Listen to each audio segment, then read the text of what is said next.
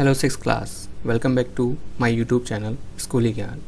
Today we are going to discuss about the question answer of chapter 2nd English Reader. स्कूली ज्ञान से जुड़ी हर update को पाने के लिए सब्सक्राइब करें हमारा चैनल और लेटेस्ट अपडेट पाने के लिए बेल आइकन को प्रेस करना ना भूलें। फर्स्ट आपकी एक्सरसाइज है जिसमें रीड एंड राइट है, रैपिड फायर मतलब जिसको हम लोग MCQs भी बोल सकते हैं। तो इसका फर्स्ट जो क्वेश्चन है वो क्या है, precious was waiting at the bus stop to go to. मतलब प्रीशियस जो है बस स्टॉप पे वेट कर रही थी, किस लिए या फिर कहाँ पे जाने के लिए पर्टिकुलर। तो इसका सही आंसर क्या है, मार्केट। सेकेंड क्वेश्चन है आपका, precious was alone at the bus stop and had company of. जब प्रीशियस वेट कर रही थी बस स्टॉप पे तो उसकी कंपनी के लिए मतलब उसके साथ में कौन खड़ा था, अ बॉय और अ गॉड। तो इसका सही आंसर क्या है, अ गॉड। फिर थर्ड क्वेश्चन है, the bus stop was a broken shed a baobab tree. ठीक है, मतलब जो बस स्टॉप था वो क्या था, एक ब्रोकन शेड मतलब एक ऐसा प्लेस, ऐसी जगह जहाँ पे शेड मतलब लाइक परछाई पड़ती है, छाया देता है जो, या एक बॉब ट्री। तो इसका सही आंसर क्या है, बॉब्ड ट्री। फिर नेक्स्ट है, read the lines and answer the question that follows. तो स्टूडेंट इसको आप केयरफुली जो है अच्छे से रीड आउट कर लेना, और अगर आप नहीं कर पाते हो तो मैं इसको वैसे भी रीड आउट करके एक्सप्लेन कर ही रहा हूँ, तो फिर भी आप इसको एक अनसीन पैसेज की जैसे देखना, क्योंकि ये ऑलरेडी जो पूरा पैराग्राफ लिया गया है हमारे जो चैप्टर 2 है उसी में से लिया गया है। तो हम लोग उसके अकॉर्डिंग ही देखेंगे इसको और उसी के अकॉर्डिंग इसका आंसर देंगे। तो फर्स्ट है, but precious was 10 years old now, she had responsibilities and she tried not to believe the story that Capito told her. This was harder than it might seem, for Capito was a brilliant storyteller. He loved telling scary stories. He liked to frighten you if he could. It made him feel good. तो इस पूरे paragraph का मैं mean समझा देता हूँ, क्योंकि उसी के बाद हमारे को आंसर करने में मज़े आएंगे, या बोल सकते हैं आंसर करना सही लगेगा कि हाँ कि यही इसका आंसर होगा। और क्योंकि जब तक आपको आंसर या इस पैराग्राफ का मीन्स नहीं पता तो आप आंसर भी नहीं दे पाएंगे। तो पहले इसका पैराग्राफ का मीन्स समझा देता हूँ कि जो प्रीशियस थी वो 10 साल की ही थी और उसके ऊपर काफ़ी सारी रेस्पॉन्सिबिलिटीज़ थी। अब वो कौन कौन सी थी, तो एक तो हम लोगों ने देखा था मार्केट वाली, जो मार्केट से सामान वगैरह लेके आना था उसे। And she try not to be believe, और वो जो उसके भाई स्टोरी जो बताता था या स्टोरी जो सुनाता था उस पर बिलीव नहीं करना चाहती थी, या कोशिश कर रही थी कि उस पर बिलीव नहीं करे। और ये उसके लिए बहुत ही मुश्किल था कि वो उस स्टोरी पे बिलीव नहीं करे, या जो उसका भाई जो बोल रहा है वो सारी क्या है उस पर विश्वास ना करे। उसके पीछे कारण क्या था कि जो उसका भाई जो था वो एक ब्रिलियंट स्टोरी टेलर था, मतलब वो उसको स्टोरी सुनाने में बहुत मज़े आते थे और ऐसी स्टोरी सुनाता था जैसे बिल्कुल सच हो। इसके साथ साथ उसे क्या पसंद था, स्टोरी सुनाना, स्पेशली कौन सी, स्कैरी स्टोरी, जो डरावनी या बोल सकते हैं डराने वाली होती है। इसके साथ साथ उसे क्या पसंद था, लोगों को फ्रिटेंड करना, मतलब एक तरह से कहने का मीन्स लोगों को डराना या उनको भयभीत करना उसे पसंद था। इसके अलावा it made him feel good, उसे वो क्या बनाता था, उसे बहुत अच्छा फील होता था ऐसा, जब वो स्टोरी सुनाता है और सामने वाला डरता है तो इस चीज़ को लेके उसे उसके भाई को ऐसा अच्छा लगता था। अब आते हैं हमारे क्वेश्चन आंसर पे। तो फर्स्ट क्वेश्चन है, do you think Capito was a good teller of stories.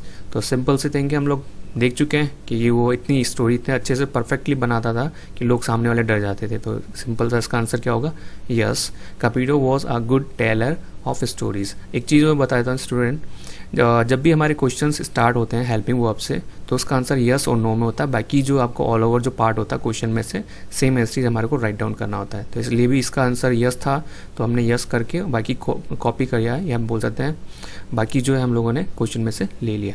फिर सेकंड क्वेश्चन है, who loved telling scary stories, किसको पसंद था डरावनी स्टोरीज बताना या बोल सकते हैं सुनाना। तो सिंपल से थिंक है, हम लोग इस पहले भी डिस्कस कर चुके हैं चैप्टर के अंदर, और इस पैराग्राफ में भी जस्ट बताया था किसको पसंद है, उसका जो भाई है उसको, जिसका नाम क्या है, कपिटो। अब देखते हैं आगे नेक्स्ट क्वेश्चन आंसर्स या नेक्स्ट एक्सरसाइज। थर्ड एक्सरसाइज क्या हमारी, आंसर द फॉलोइंग क्वेश्चंस, जो नॉर्मल क्वेश्चन आंसर होते हैं जिसके हमारे को आंसर करने होते हैं। तो इसमें वही देख लो, अगेन वापस वही दिया, हेल्पिंग वर्ब से स्टार्ट हमारा क्वेश्चन, तो इसका आंसर भी क्या होगा, यस और नो जैसा ही होगा। ठीक है, मतलब कहने मीन्स अगर उसका आंसर सही है तो यस हो जाएगा, और अगर नहीं है तो उसका नो हो जाएगा। तो हम लोग पहले बात करेंगे first question, do you think the precious was an imaginative girl कि क्या वो जो गर्ल मतलब जो प्रीशियस जो लड़की थी क्या वो कल्पनाशील थी, मतलब काल्पनिक थी, मतलब कहने का मीन्स कि वो कल्पना करके स्टोरी को रियलिटी में कन्वर्ट करती थी क्या? तो हम लोग बोलेंगे सीधा सा हाँ करती थी, ठीक है, क्योंकि उसका भाई उसे झूठी स्टोरी सुनाता था और उसे वो सच मानती थी, ठीक है, क्योंकि उसकी कल्पना या उसके बोल सकते हैं माइंड में वो चीज़ें चलती रहती थी। तो इसका आंसर यस हो जाएगा। बाकी कॉपी कहाँ से करना है? क्वेश्चन में से।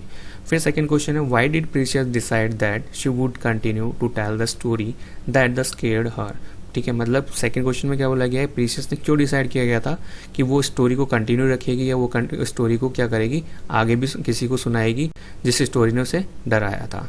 तो इसका आंसर क्या है? Precious decided that she would continue to tell the stories that scare her, मतलब क्या बोला गया कि वो उस स्टोरी को कंटिन्यू रखेगी जिस स्टोरी ने उसे डराया था, बिकॉज क्यों कि she knew that the story is very scary, क्योंकि उसे पता था कि वो स्टोरी क्या है, बहुत डरावनी है, and it would be help her in the scare to her new born brother और सिस्टर, और ये उसको किस में हेल्प करेगी, उसका जो न्यू बॉर्न ब्रदर और सिस्टर है उनको डराने में हेल्प करेगी। मतलब कहने का मीन्स ये है उसे भी उस स्टोरी में मज़ा आने लग गए थे, वो भी क्या चाह रही थी अपने जो छोटा भाई या छोटा जो बहन जो न्यू बॉर्न बेबी है उसको क्या करेगी, वो डराएगी वो स्टोरी सुना के, ठीक है। फिर नेक्स्ट है हमारा सी, what does the Precious think of the tree in the beginning of the story and how does this change by the end of the story, मतलब Precious स्टोरी के स्टार्टिंग में उसकी मेंटलिटी या उसकी थिंकिंग थी उसकी, और बाद में एंड हुआ रिपीट बाद में जब स्टोरी का एंड हुआ तो उस टाइम पे उसकी थिंकिंग या बोल सकते हैं उसकी थॉट्स कैसे चेंज हो गई।